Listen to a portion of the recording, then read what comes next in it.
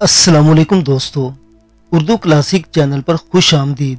मुअज़्ज़िज़ सामीन हज़रात, आइए सुनते हैं उर्दू तारीख़ी नावल बरके कलीसा किस्त नंबर 22। मुअज़्ज़िज़ सामीन, आपसे उम्मीद की जाती है कि वीडियो को लाइक करें और चैनल को भी सब्सक्राइब कर लें। शुक्रिया। अलार के किले में अपनी बदतरीन शिकस्त के बाद सैंकड़ों कारयून और बरके कलीसा की शिकस्तों से भी अल्फांसो ने कोई सबक और इबरत हासिल न की। चाहिए तो यह था कि अमीर याकूब अल मंसूर के हाथों ऐसी बदतरीन शिकस्त उठाने के बाद वो अपने मरकजी शहर में हुक्मरानी करता। इसके बरक्स अल्फांसो ने इंतकाम के जोश में अपने पागलपन और जुनून का मुजाहरा करना शुरू किया। अपने मरकजी शहर तुलैतला पहुंचते इसने इंतहाई गुस्से और गजब के आलम में सर और रेश को मुंडवा दिया।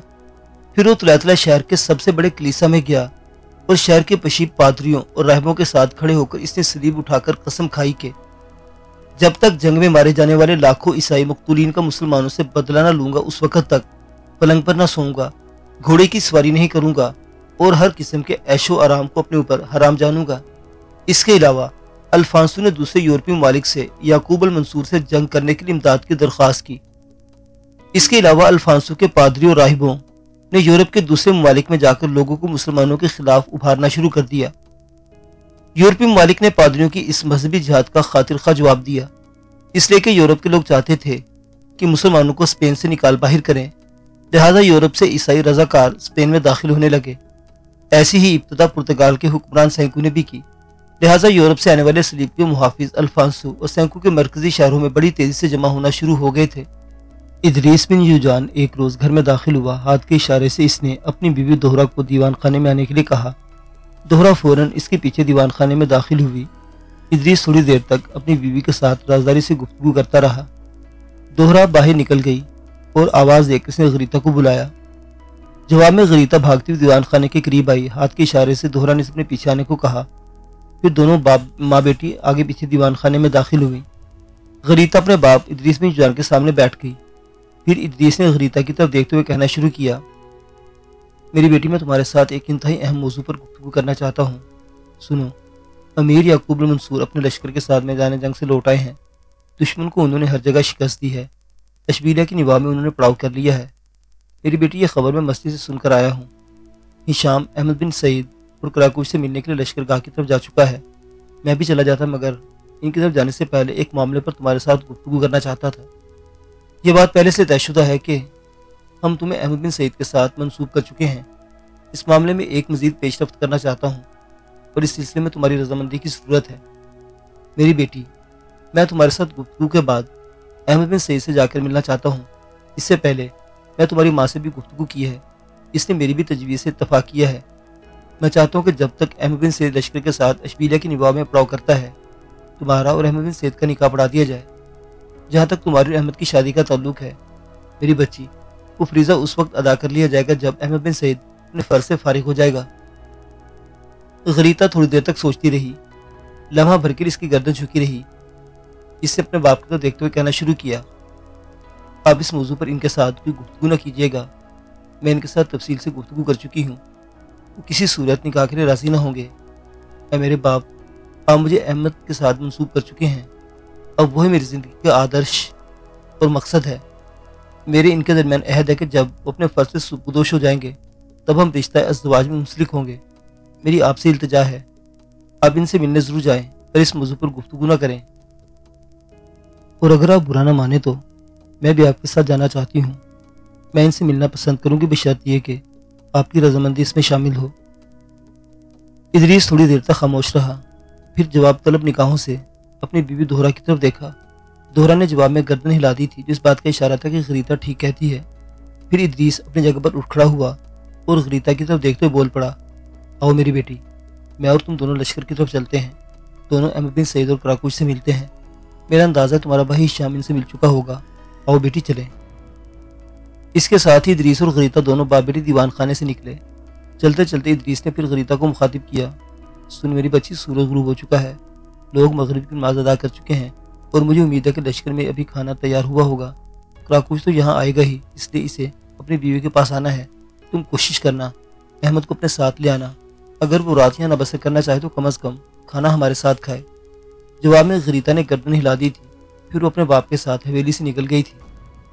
अल्फांसो सैंकू और यूरोप की दीगर कुव्वतों को शिकस्त देने के बाद अपने लश्कर के साथ अमीर ने इशबिलिया का रुख किया और अपने तामीर कराए किले हसन फरज में क़याम किया। दरअसल अमीर याकूब अल मंसूर को इमारतें तामीर कराने का बड़ा शौक था। कुछ अर्सा पहले इसने इशबिलिया के करीब खोस्तान शर्फ के सबसे बुलंद और तंग मुकाम पर दरिया आना के किनारे एक किला तामीर कराया था। इसके अंदर चंद खूबसूरत महल और कुब्बे तामीर कराए थे। ये किला और महल तैयार हो गए तो इस किले का नाम हसन फर्ज रखा। कहा जाता है कि बहुत सी शोरा ने इस किले इसके मोहल्लात की तारीफ में कसीदे लिखे। कसीदे लिखने वाले शोरा में बेहतरीन कसीदा स्पेन के नामवर शायर अली बिन हज़मून का करार दिया। इस कसीदे ने बड़ी शोहरत पाई। यह कसीदा इसने एक अजीबोगरीब बहर यानी खुबैब में लिखा था और इसके कई अबियात बड़े नफीस थे। अमीर याकूब अल मंसूर के मुअर्रिख अल्लामा अब्दुल वाहिद मुराकशी ने भी इब्न हज़मून के इस कसीदे की तारीफ को लिखा है कि इब्न हज़मून अबियात में आला दस्तगाह रखता था और नहायत अच्छा शायर था। इसकी हिजो गोई में यद तूला हासिल था, लेकिन इसमें वो अक्सर फर्श बयानी से काम लेता था। याकूब अल मंसूर ने हसन फर्ज नाम के इसी किले के अंदर अपने लश्कर के साथ क़याम किया था। इसी किले में इदरीस और गरीता दोनों बाप बेटी दाखिल हुए तो मुख्तलिफ लश्करों से पूछते हुए वो अहमद बिन सईद के खैमे के करीब आए तो दंग रह गए, इसलिए कि ऐन इस वक्त अहमद बिन सईद खैमे से निकला। इदरीस और गरीता को अपने सामने देखते उसके चेहरे पर भी बेपनाह खुशियां बिखर गई थी। इदरीस बिन युजान के साथ अहमद बिन सईद बगलगिर होना ही चाहता था कि ऐन इसी लम्हे खैमे के अंदर से कराकूश और हिशाम निकले। एक खुशकुन निगाह इदरीस ने कराकूश पर डाली, फिर आगे बढ़कर अहमद बिन सईद और कराकूश से बारी बारी मुसाफा किया। फिर कराकूश को मुखातिब करते हुए इदरीस बोल पड़ा, मेरे बेटे मैं तुम्हें एक खबर कहना चाहता हूँ और मुझे उम्मीद है कि ये खबर तुम्हें हिशाम पहले बता चुका होगा। मेरे बेटे तुम्हारे यहाँ बेटा पैदा हुआ है, इसकी पैदाइश पर मैं तुम्हें मुबारकबाद पेश करता हूँ। इसके साथ ही गरीता ने भी कराकूश को मुबारकबाद दी थी। जवाब में कराकूश भी मुस्कुराकर बेपना खुशी का इजहार कर रहा था। इस मौका पर अहमद बिन सईद इदरीस को मुखातिब किया, आप गरीता और हिशाम खैमे में बैठे, मुझे और कराकूश को अमीर याकूब अल मंसूर ने बुलाया है। अमीर इस वक्त साथ वाले खैमे में है। सारे सरकर्दा सालार और मुशीर वहाँ जमा हो चुके हैं। शायद अमीर किसी अहम मौजू पर गुफ्तगू करना चाहते हैं। इनसे फारिग होने के बाद मैं आपके पास आकर बैठता हूँ। जवाब में इदरीस में युजान ने इस बात में गर्दन हिला दी थी। फिर इदरीस और गरीता दोनों बाप बेटे हिशाम के साथ इस खैमे में दाखिल हुए थे, जबकि अहमद बिन सईद और कराकूश वहाँ से दाएं जानिब मुड़ गए थे।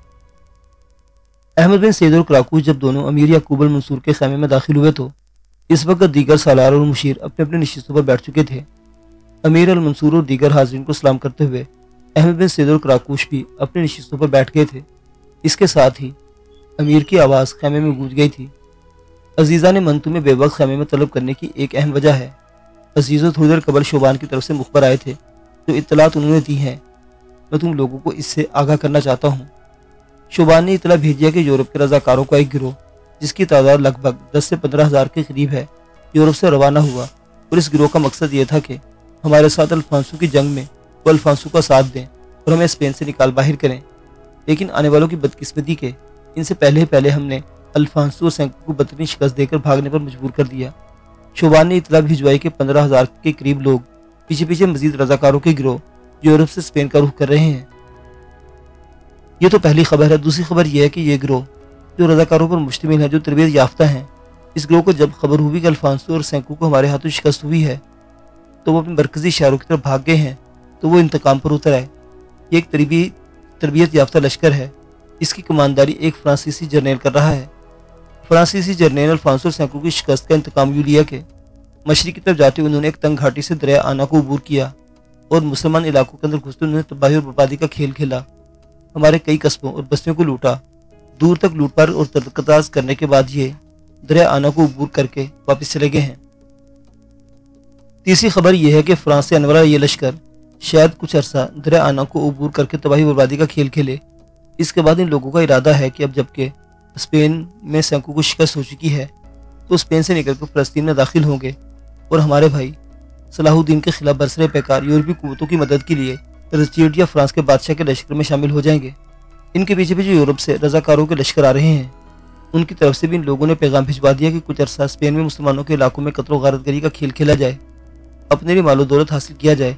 इसके बाद गिरोह दर गिरोह फ़लस्तीन का रुख किया जाए ताकि बैतुल मुक़द्दस सुल्तान सलाहुद्दीन से आज़ाद कराया जा सके। ये 3 खबरें जिनके लिए मैंने तुम लोगों को अपने खैमे में तलब किया है। اب رونما ہونے والے حالات سے نمٹنے کے لیے میں نے ایک طریقہ کار بھی مرتب کیا ہے جو بھی میں نے کسی پر ظاہر نہیں کیا۔ میں اس کو تم پر اظہار کرتا ہوں، تم مجھے اپنی رائے سے آگاہ کرنا۔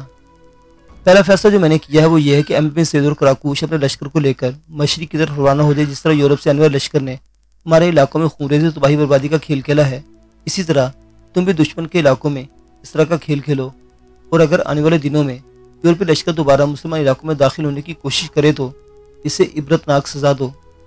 دوسرا فیصلہ جو میں نے کیا وہ یہ ہے کہ یورپ سے آنے والے یہ رضاکار اگر پیچھے ہیں اور اسپین کی بندرگاہ بارسلونا کا رخ کرتے ہیں تاکہ وہ فلسطین کی طرف روانہ ہو جائیں، تو احمد بن سعید اور کراکوش تم دونوں بھی اپنی بندرگاہوں کا رخ کرنا، اپنے بحری دستوں کو اپنے ساتھ ملانا، اپنی بندرگاہ پر جو تمہارے جہاز اور کشتیاں مہیا کی ہیں ان کی مدد سے فلسطین کی طرف جانے والے ان یورپی رضاکاروں سے ایسے ہی نمٹنا جیسے ماضی میں تم کھلے سمندر میں فلسطین کی طرف جانے والوں سے نمٹتے رہے ہو۔ یہ تو دو فیصلے ہیں۔ تیسرا فیصلہ میں نے یہ بھی کیا ہے کہ یورپ سے آنے والے یہ رضاکار مشرق کے بجائے مغرب سے دریائے آنا کو عبور کر کے مسلمان علاقوں پر حملہ آور ہوئے۔ ان کی اس الغار اور ترک تاز کو روکنے کے لیے میں نے ارادہ کیا ہے کہ لشکر کا کچھ حصہ سریم بن طریق کی سرگردگی میں دیا جائے، اور مغرب کی طرف سے کوئی حملہ ہوتا ہے تو ان کی راہ میں سریم بن طریق روکے گا۔ اس طرح حملہ آوروں کا مکمل طور پر خاتمہ کیا جائے گا۔ میرا خیال ہے کہ یورپی رضاکاروں کی مدد کے لیے سینکو یا الفانسو کوئی عملی قدم نہ اٹھائیں گے، اس لیے کہ ہم نے ان کی پہلے ہی کمر توڑ رکھی ہے اور اپنے لیے کوئی خطرہ مول لینے کی کوشش نہیں کرے گا۔ امیر یعقوب تھوڑی دیر تک خاموش رہا۔ خیمے میں اس کی آواز گونج گئی تھی۔ عزیزو، یہی گفتگو تھی جس کے لیے میں نے تمہیں اس خیمے میں اکٹھا کیا ہے۔ اگر اس سلسلے میں مزید کو مشورہ دینا چاہتے ہو تو دے دو۔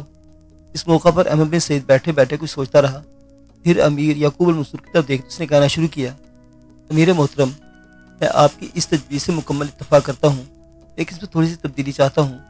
وہ یہ کہ جب تک یورپی رضاکاروں کو روکتا ہوں یا دشمن کے علاقے میں انہی کی طرح ترک تاس یلغار کرتا ہوں، اس وقت تک کراکوش میرے ساتھ نہ رہے۔ آپ پر انکشاف کروں کہ کراکوش کے ہاں بیٹا پیدا ہوا ہے۔ میں چاہتا ہوں کہ جب تک میں اپنی بحری قوت کے ساتھ کھلے سمندر کا رخ نہیں کرتا اس وقت تک کراکوش اشبیلیہ میں اپنی بیوی کے پاس رہے۔ جب میں ان رضاکاروں سے نمٹ لوں گا اور کھلے سمندر کی طرف روانہ ہونا چاہوں گا تب میں اسے پیغام بھجوا دوں گا، یہ مجھ سے آن ملے۔ کراکوش نے بولتے ہوئے احمد بن سعید کی اس گفتگو کے خلاف کوئی اعتراض کھڑا کرنا چاہا تھا، لیکن احمد بن سعید نے اس کا بازو پکڑتے ہوئے جھنجھوڑا اور اسے خاموش رہنے کا اشارہ کیا، جس پر وہ خاموش بیٹھ گیا تھا۔ ساتھ ہی امیر کی آواز خیمے میں گونجی، احمد بن سعید، میں تمہارے اس فیصلے سے اتفاق کرتا ہوں۔ کراکوش اشبیلیہ میں اپنی بیوی کے پاس قیام کرے، تم اکیلے لشکر کو لے کر روانہ ہو جاؤ۔ میں جانتا ہوں تم اور تمہارے لشکری گزشتہ جنگ کے باعث تھکے ہارے ہیں اور یقیناً اس جنگ کے بعد کچھ دن آرام کرنا پسند کرو گے۔ میں تم لوگوں کو ایسا کرنے کی اجازت دیتا ہوں۔ امیر یعقوب المنصور یہیں تک کہنے پایا تھا کہ احمد بن سعید اس کی بات کاٹ دی۔ میرے محترم، نہ میں آرام چاہتا ہوں نہ میرے لشکری، خداوند کو منظور ہوا تو میں کل ہی اپنی منزل کی طرف اپنے لشکر کے ساتھ کوچ کر جاؤں گا۔ امیر یعقوب المنصور نے احمد بن سعید کی اس تجویز سے اتفاق کیا، پھر وہ نشست برخاست کر دی گئی تھی۔ امیر کے خیمے سے نکلنے کے بعد کچھ دیر تک خاموش رہی۔ چند قدم آگے جانے کے بعد کراکوش نے ایک دم احمد بن سعید کو مخاطب کر کے کہنا شروع کیا، احمد میرے بھائی، آپ نے اپنی طرف سے امیر کو یہ تجویز کیوں پیش کر دی کہ آپ اکیلے یورپ سے آنے والے رضاکاروں سے نمٹنے کے لیے روانہ ہو جائیں گے، اور میرے لیے آپ نے یہ احکامات کیوں جاری کرا دیے کہ مجھے اشبیلیہ میں بچوں کے ساتھ رہنا چاہیے؟ اب تک میں آپ کا ساتھ دیتا رہا ہوں، ضرورت کے اس وقت میں آپ کو مجھے اپنے آپ سے جدا کر رہے ہیں۔ اشبیلیہ میں آپ کے متعلق میں فکر مند رہوں گا کہ اکیلے آپ کیسے اور کس طرح دشمن سے نمٹتے ہیں، مجھے آپ کی خیریت کی خبر دینے والا کوئی بھی نہ ہوگا۔ چلتے چلتے کیونکہ احمد بن سعید اپنے خیمے کے پاس پہنچ گیا تھا، لہٰذا خیمے کے باہر وہ رک گیا۔ اس کے تھوڑی دیر تک بڑی بات غور سے سنتا رہا۔ رات کی تاریکی میں کراکوش کی طرف دیکھا، پھر اس کی آواز گونج گئی، کراکوش، میں نے جو کچھ کیا ہے اس میں تمہاری بہتری ہے۔ تم گزشتہ کئی ماہ سے اپنے گھر سے باہر ہو، اب تمہیں اشبیلیہ میں بیوی اور بچے کے پاس رہنا چاہیے کیونکہ ان دنوں تمہاری ضرورت ہے۔ میں لشکر کو لے کر اکیلا روانہ ہوں گا اور مجھے امید ہے کہ یورپ سے آنے والے رضاکاروں کو بھیڑوں کے گلوں کی طرح ہانکتا چلا جاؤں گا۔ کراکوش فوراً بولتے احمد سعید کی بات کاٹ دی، پھر یہ بھی تو یاد رکھو میرے عزیز بھائی کہ میں تمہارے متعلق فکر مند رہوں گا۔ کراکوش، میرے متعلق تمہیں پریشان اور فکر مند ہونے کی ضرورت نہیں، پہلے دونوں اکیلے تھے تو صورتحال کچھ اور تھی، اب میرے بھائی تمہاری شادی ہو چکی ہے، لہٰذا اب اس شادی نے ہم دونوں کے حالات کو کسی قدر تبدیل کر دیا ہے۔ میرے بھائی، تم بیوی والوں میں اکیلا آدمی ہوں، ہر جگہ دشمن سے ٹکراتا رہوں گا، یاد رکھنا ابھی میری کسی کو ضرورت نہیں۔ اگر میں تمہیں اپنے ساتھ لشکر میں رکھتا ہوں تو ایک طرح سے تمہارے ساتھ زیادتی ہے، اس لیے کہ اشبیلیہ میں مورینا تمہارے نوزائیدہ بچے کو تمہاری نگرانی کی ضرورت ہے۔ احمد بن سعید کی اس گفتگو نے کراکوش کو مزید سنجیدہ کر دیا تو کچھ سوچتے ہوئے اس نے پھر کہنا شروع کیا، احمد میرے عزیز بھائی، میں آپ کے ان الفاظ سے ہرگز اتفاق نہیں کرتا، بلکہ آپ کے ان الفاظ نے مجھے اور زیادہ مغموم و ملول کر کے رکھ دیا ہے۔ میں اب بھی اصرار کروں گا کہ مجھے آپ کے ساتھ یورپی رضاکاروں کی سرکوبی کے لیے روانہ ہونا چاہیے۔ میری بیوی مورینا کو اس سلسلے میں کوئی اعتراض نہ ہوگا۔ آپ کا یہاں سے اکیلے جانا مجھے اور سوگوار اور فکر مند کر دے گا۔ احمد میرے عزیز بھائی، آپ ایک بات کو مد نظر نہیں رکھ رہے، وہ یہ کہ جس طرح میری بیوی میرے بچے کو یہاں میری موجودگی کی ضرورت ہے، اس طرح میں خیال کرتا ہوں کہ میری بہن غریتا کو بھی اشبیلیہ میں آپ کی موجودگی کی ضرورت ہے۔ وہ آپ کی منصوبہ ہے، آپ کو پسند کرتی ہے اور شدت سے آپ کا انتظار کرتی ہے۔ کراکوش کی اس گفتگو کا جواب میں احمد بن سعید کچھ کہنا ہی چاہتا تھا کہ خیمے سے ادریس بن جدعان نکلا، اس کے پیچھے ہشام اور غریتا بھی تھے۔ پھر احمد بن سعید اور کراکوش دونوں کو مخاطب کرتے ہوئے ادریس بن جدعان بول پڑا، میری قوم کے عظیم فرزندوں، تم دونوں نے خیمے کے باہر کھڑے ہو کر جو گفتگو کی وہ بس میرے اور بچوں نے سن لی ہے۔ تمہاری اس گفتگو کے خلاف میں احتجاج کرتا ہوں۔ احمد بن سعید، تمہاری اس گفتگو سے وہ میرا بیٹا ہشام ہی فکر مند نہیں ہوئے، بلکہ تمہاری گفتگو نے میری بیٹی غریتا کو بھی رلا کر رکھ دیا ہے۔ پیچھے مڑ کر اس کی حالت تو دیکھو، وہ بھی سسک رہی ہے۔ احمد بن سعید نے مڑ کر غریتا کی طرف دیکھا، بیچاری سربندے رومال سے اپنی آنکھیں خشک کر رہی تھی۔ احمد بن سعید نے اس کو دیکھا تو اس نے اپنی نگاہوں کا مرکز بھی احمد بن سعید کے چہرے کو بنا لیا۔ احمد بن سعید نے دیکھا کہ رات کی تاریکی میں اس کی آنکھوں کے اندر دور دور تک شکوے ہی شکوے، گلے ہی گلے موزن تھے۔ اس پر احمد بن سعید کی گردن جھک گئی۔ وہ کچھ کہنا ہی چاہتا تھا کہ ادریس بن جدعان نے اسے پھر مخاطب کیا، میرے بیٹے، تم نے کراکوش سے کیسے کہہ دیا کہ تمہاری کسی کو ضرورت نہیں؟ میری بیٹی غریتا تم سے منسوب ہو چکی ہے اور وہ دن رات تمہاری واپسی کا انتہائی بے چینی سے انتظار کرتی ہے۔ بہرحال جو گفتگو تم دونوں کے درمیان ہوئی اسے بھول جاؤ اور خیمے کے اندر آؤ۔ احمد بن سعید کی گردن ابھی تک جھکی ہوئی تھی۔ اس کی حالت دیکھ کر غریتا بیچاری پریشان ہو گئی تھی۔ سب خیمے کے اندر بیٹھ گئے تھے۔ خیمے کے اندر چھوٹی چھوٹی مشعلیں جل رہی تھی۔ جب سب نشستوں پر بیٹھ گئے تب ادریس بن جدعان نے امیر المنصور کے ساتھ انہیں گفتگو کے متعلق سوال کیا۔ جواب میں احمد بن سعید نے تفصیل کے ساتھ سب کو آگاہ کر دیا۔ اس کے بعد ادریس بن جدعان بول پڑا، ہشام، ہم دونوں سے پہلے تمہاری طرف آ گیا، تم دونوں سے ملنا چاہتا تھا، ساتھ ساتھ کراکوش کو اس کے بیٹے کی پیدائش پر مبارکباد دینا چاہتا تھا۔ شاید ہشام نے تم دونوں کو یہ نہیں بتایا کہ چند ماہ پہلے اس کے ہاں بھی بیٹا پیدا ہوا ہے۔ ادریس بن جدعان کے اس انکشاف پر احمد اور کراکوش دونوں نے ایک ساتھ ہشام کی طرح احتجاجی انداز میں دیکھا۔ پھر احمد بن سعید کہنے لگا، ہشام، بری بات ہے، تم نے خوشخبری کیوں چھپائی؟ اس موقع پر غریتا کچھ کہنا چاہتی تھی، پھر خیمے کے دروازے کی طرف دیکھتے ہوئے لب کھولتے کھولتے رہ گئی۔ اس صورتحال پر غریتا کی طرف دیکھتے ہوئے احمد بن سعید کچھ کہنا چاہتا تھا کہ دنگ رہ گیا، اپنی جگہ پر اٹھ کھڑا ہوا۔ اسے دیکھتے ہی کراکوش اور دیگر لوگ بھی اپنی جگہ پر کھڑے ہو گئے، اس لیے کہ اس موقع پر شوبان خیمے میں داخل ہوا تھا۔ اس کی آمد احمد بن سعید اور کراکوش کے لیے غیر متوقع تھی۔ شوبان انتہائی سنجیدہ اور انتہائی غمزدہ دکھائی دے رہا تھا۔ آگے بڑھتے سے سب کے ساتھ مصافحہ کیا، پھر احمد بن سعید اور کراکوش دونوں کے درمیان بیٹھ گیا۔ کچھ دیر تک وہ دونوں کے ساتھ بڑی رازداری کے ساتھ گفتگو کرتا رہا۔ اس گفتگو سے احمد بن سعید کی حالت عجیب سی ہو گئی تھی۔ اس کا چہرہ سرخ ریت کے غیرآباد سنسان صحرا اور عذاب جاں کے نہا کر کی طرح دکھائی دینے لگا تھا۔ اس کی آنکھیں ایسی قہرمانیت برسا گئی تھی جیسے زہریلی آندھیوں کے اندر انتقام کا اندھیرا اور بگولوں کے قافلے رقص کر جاتے ہیں۔ بڑی تیزی کے ساتھ وہ ہونٹ کاٹنے لگا تھا، گویا اس سے اس کی زندگی کی زیست اور حیات کی مسافت چھیننے کی کوشش کی گئی ہو۔ مجموعی طور پر اس موقع پر احمد بن سعید کی حالت طوفانوں کے ہمسفر، قہرمانیوں کے محرم، عذابوں کے نقیب جیسی ہو کر رہ گئی تھی۔ دوسری طرف کراکوش کی حالت بھی اس سے مختلف نہ تھی۔ کچھ دیر ایسا ہی سما رہا، پھر سب نے دیکھا کہ احمد بن سعید کی آنکھیں بھیگ گئی، ان میں نمی اتر آئی تھی۔ جلدی جلدی اس نے اپنی آنکھیں صاف کر لی تھی۔ اس کی حالت دیکھتے ہوئے غریتا پس کر رہ گئی تھی۔ پھر وہ ماتم و سوگ کے انداز میں ٹکٹکی باندھے احمد بن سعید کی طرف دیکھے جا رہی تھی۔ احمد بن سعید کی گردن جھکی ہوئی تھی اور وہ گہری سوچوں میں کھو گیا تھا۔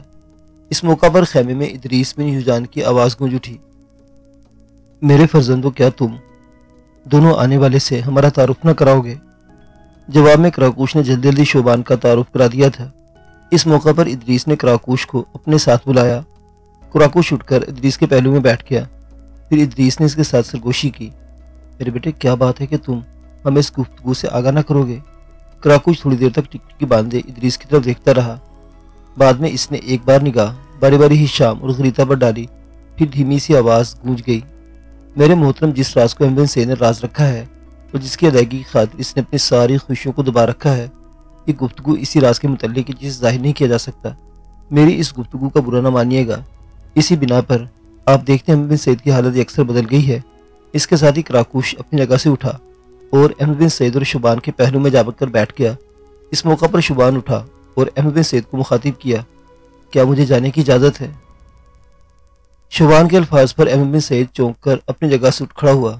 وہ کچھ کہنا ہی چاہتا تھا کہ ادریس بھی اپنی جگہ کھڑا ہو گیا اور پھر خیمے میں اس کی آواز گونج اٹھی، میری ملت کے تینوں عظیم فرزندوں، میرے ساتھ میرے گھر چلو۔ آج شام کا کھانا تم تینوں میرے ساتھ کھاؤ گے۔ اس کے بعد جو بھی تم چاہو کرو، مجھے منظور اور قبول ہوگا۔ ادریس کے ان الفاظ پر احمد اور کراکوش اور شوبان نے آپس میں مشورہ کیا۔ پھر وہ تینوں ادریس کے ساتھ جانے کے لیے تیار ہو گئے۔ سب خیمے سے نکلے۔ پھر وہ ادریس میں یوجان کی حویلی کی طرف جا رہے تھے۔ معزز سامعین حضرات، یہ داستان ابھی جاری ہے۔ بقیہ واقعات اگلی قسط میں دیکھتے رہیے اردو کلاسک۔ اللہ حافظ۔